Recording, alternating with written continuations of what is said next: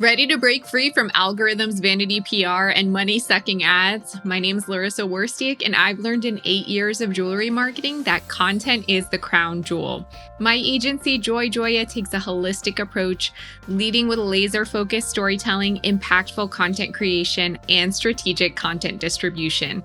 This method has worked for the solopreneur as well as the multi-million-dollar company, and now I'm sharing the same systems and tactics with you. Here's to standing out in the sea of sparkle. Welcome to episode 308. And I want to talk about something worth a whopping $70 billion. And that's just in the US alone.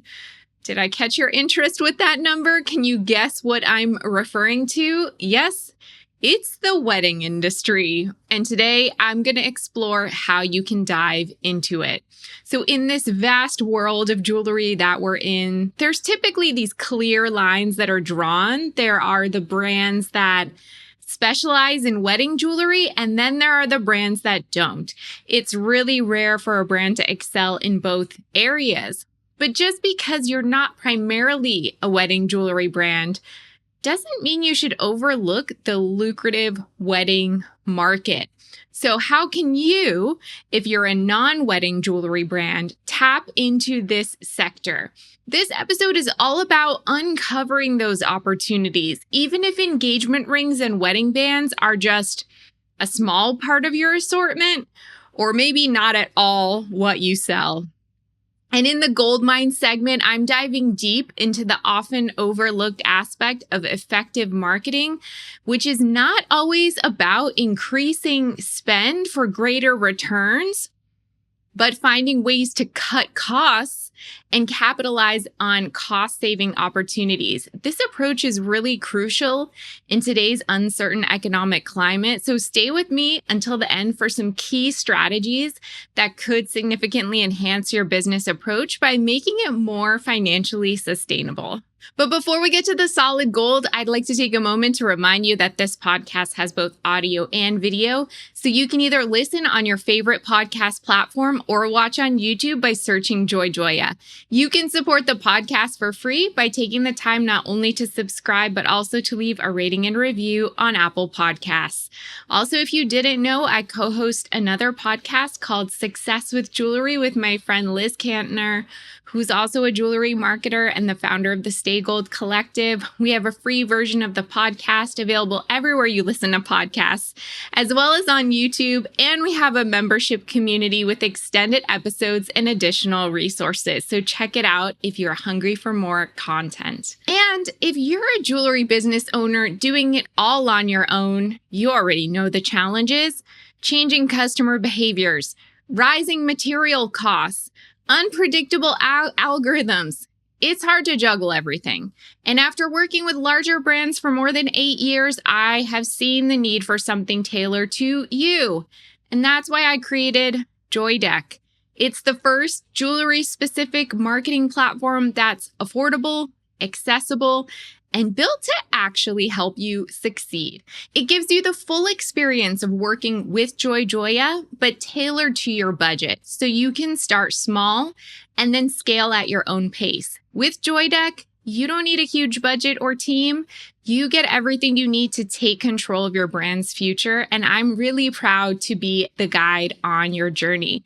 So if you're ready to stop struggling and start thriving, I want you to take the first step today. You can start your free trial by visiting myjoydeck.com/trial and claim your complimentary 30 days. The link is in the show notes as well. Okay, let's get into today's episode, my sparklers. This one's all about leveraging the humongous wedding industry. Again, even if you don't sell engagement rings and wedding bands, so don't tune out if you're not a wedding jewelry brand. So first things first, of course, you've got to understand the wedding market. Weddings today are more than just one big event. It's an entire series of occasions that over the years have really expanded well beyond the traditional wedding day. And I'm sure you know if you've been invited to some weddings recently, we're talking pre-wedding events like engagement parties, bridal showers, bachelorettes, bachelor parties, rehearsal dinners, wedding day itself, anniversaries, Not to mention, there are destination weddings, post-wedding brunches, vow renewals, milestone celebrations. Oh my goodness, so much. But also, what does that mean? So many opportunities for you to speak to that in your storytelling. I'm not here to say whether this explosion of wedding events is good, bad, or neutral. That's a separate judgment. I'm just here to help you make sure that your jewelry brand is a part of it. Weddings are visual, and visual sells. People want their entire wedding journey, from the proposal to the big day to anniversaries, to be styled to the nines.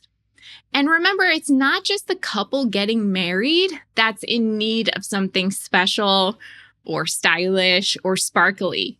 We have parents of the bride or groom. We have the wedding party. We have close friends. We have guests. They're all potential customers who want to look their best at all of these wedding-related events.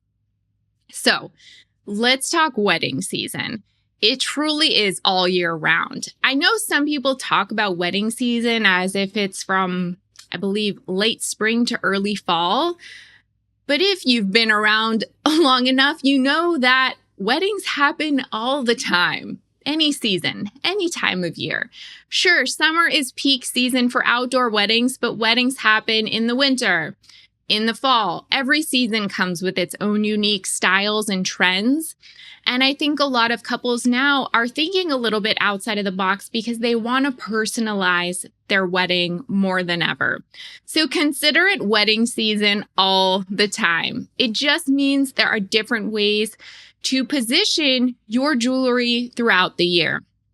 So winter weddings, maybe you're showcasing rich, dramatic pieces like dark gemstones and bold statement looks. Spring weddings, lean into delicate floral-inspired jewelry. Summer weddings, think resort-ready pieces and lighter, more playful designs for destination weddings.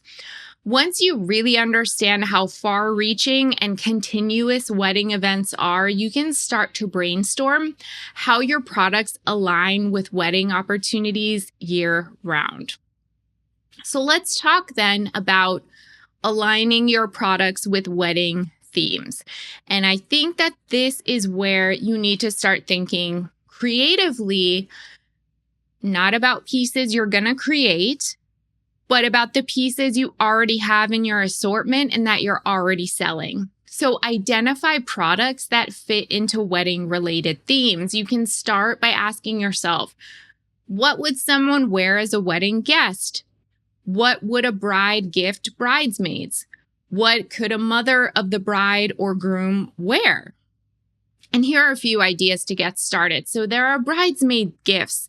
Maybe those can be elegant but understated pieces like matching necklaces or bracelets that the bridal party can wear on the day and even beyond into the future. Groomsmen. Men's jewelry comes into play here. Cufflinks, tie clips, brooches, other accessories that can be personalized. We have the parents of the bride or groom, including the mother, fine jewelry like pearl earrings or a statement necklace that they can wear proudly on the big day and then wear again and remember that special day for their child. Guests. This is a hugely untapped part of the wedding experience.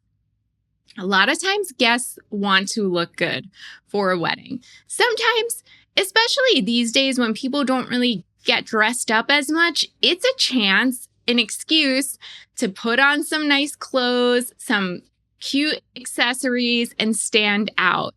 And so there's a really big opportunity to position your pieces as pieces that guests can wear to weddings. They can be statement pieces like bold earrings, cocktail rings, show-stopping necklaces. Anything that will help elevate a guest's outfit, get them noticed, make them feel special. I know I don't have a lot of opportunities to get dressed up, and when I get invited to a wedding, I get so excited about being able to put on some really special jewelry and a nice dress.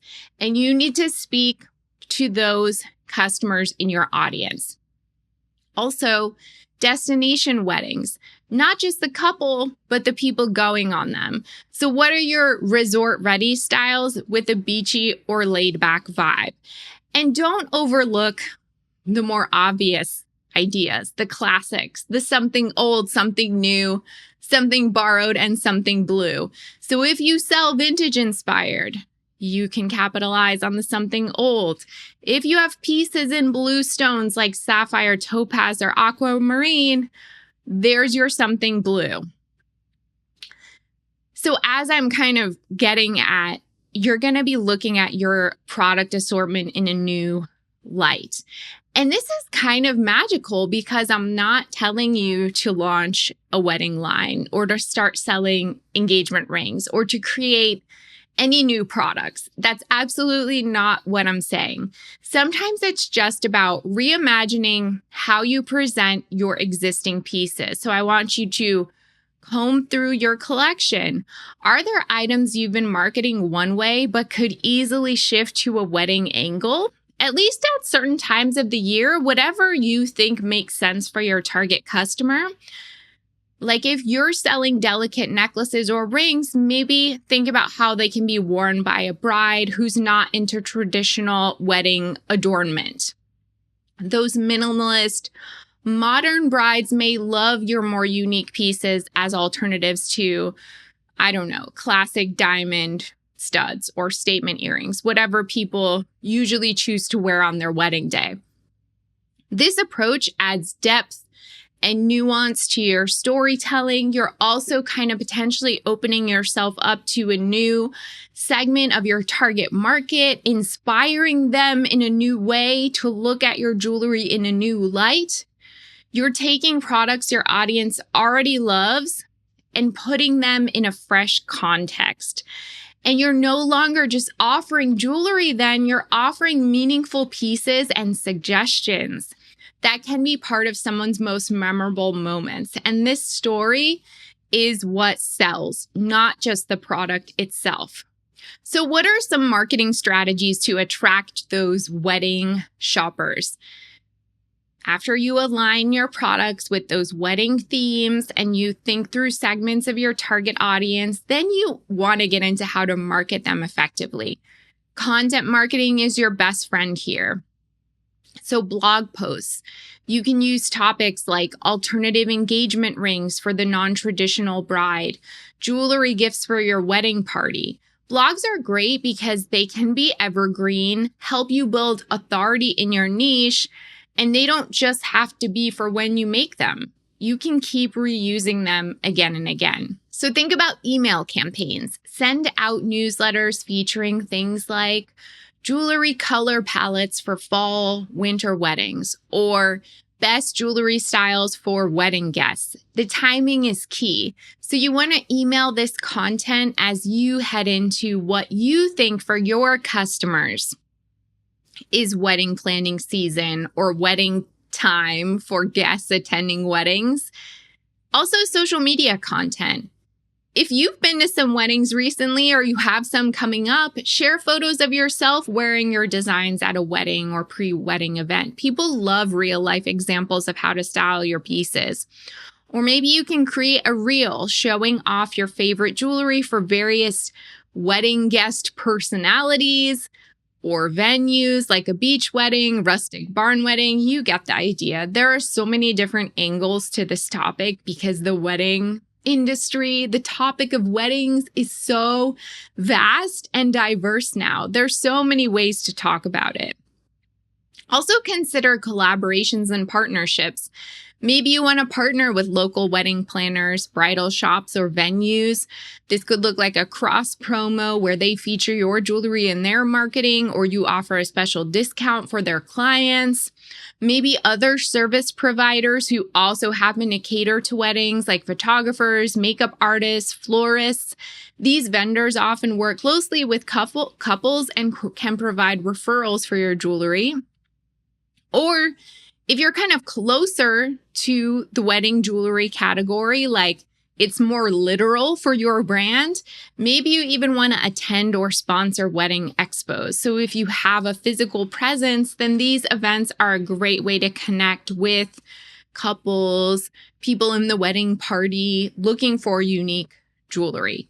Also, if it makes sense, consider special promotions and bundles. So you can create wedding quote unquote season. As I said, there's no real season, you make it up. But a wedding season sale where certain pieces are discounted, or offer bundles, like think bridesmaid gift sets, matching pieces for the entire bridal party, or mother-daughter sets for the bride and her mom.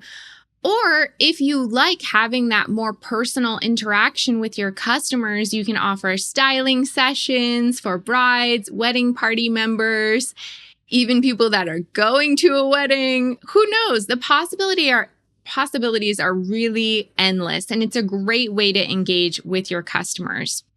And then leverage user-generated content. So if you're lucky enough to already have customers who have worn your pieces to weddings or wedding-related events, you want to use that to your advantage. So encourage them to share photos, tag your brand.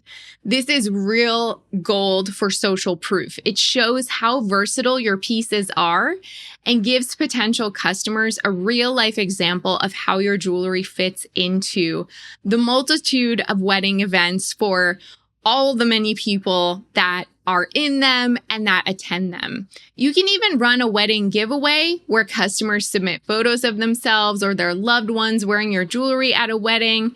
Maybe the winner gets a discount or a gift card.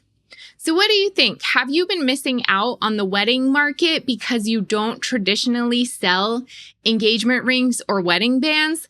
Let me know in a comment on YouTube or DM me on Instagram what you think. I'd love to help. All right, let's get into the gold mine. This is a segment of the podcast where I get personal and share insights on entrepreneurship, mindset, success, growth, and all things business. And this week on the gold mine, I want to delve into an essential yet often glossed over aspect of marketing: the importance of using your marketing budget wisely and avoiding unnecessary expenses.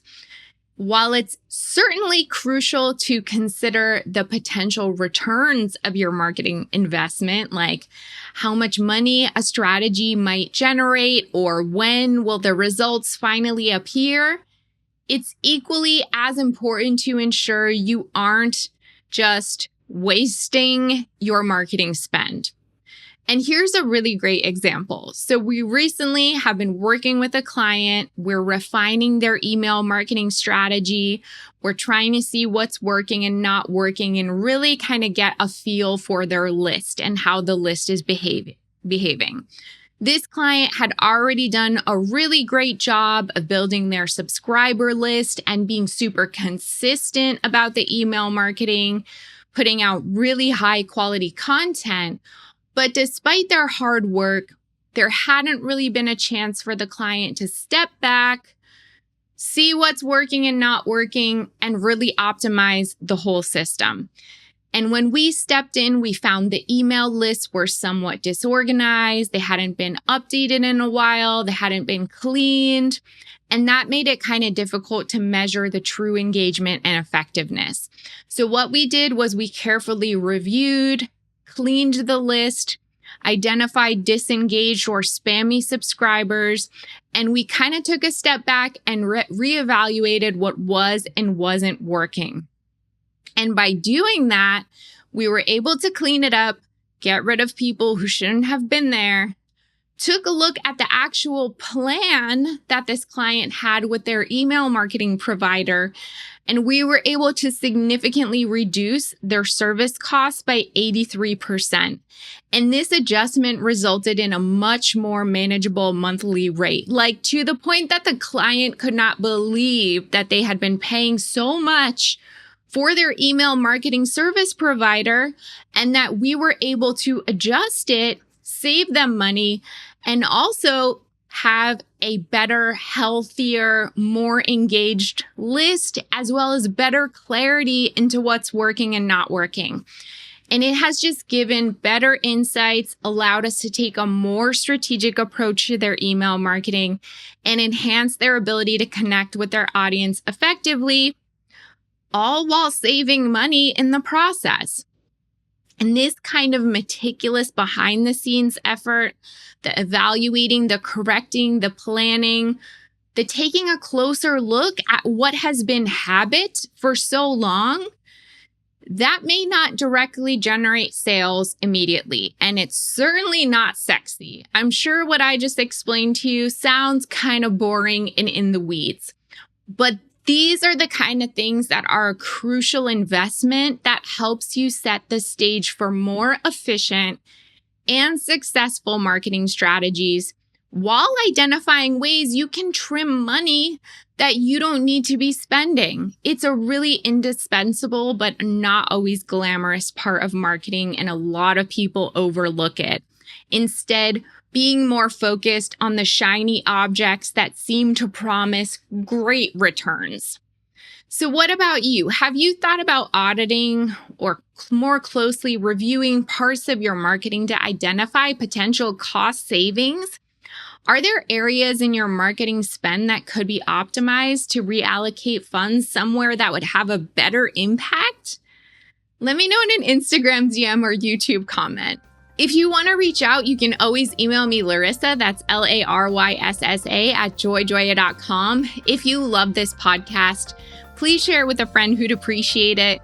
Don't forget to subscribe as well as leave a review on Apple Podcasts. And if you're completely new to digital marketing, then you'll want to purchase and read a copy of my book, Jewelry Marketing Joy. Visit joyjoya.com/book for more information.